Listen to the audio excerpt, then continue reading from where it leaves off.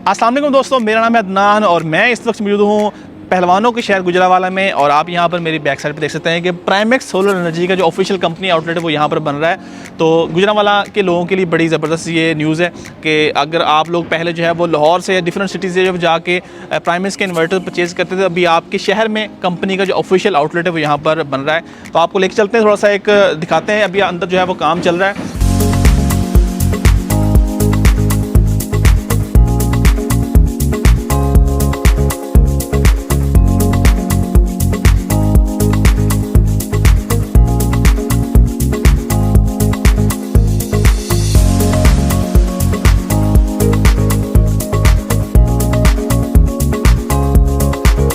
तो गुजरावाला के लोगों के लिए ये बड़ी ज़बरदस्त न्यूज़ है कि प्राइमेक्स कंपनी का जो ऑफिशियल कंपनी आउटलेट है वो यहाँ पर आपको गुजरावाला में मिल जाता है। आप यहाँ पर फिजिकली विजिट भी कर सकते हैं। अभी जैसा कि आपने देखा कि यहाँ पर थोड़ा बहुत काम हो रहा है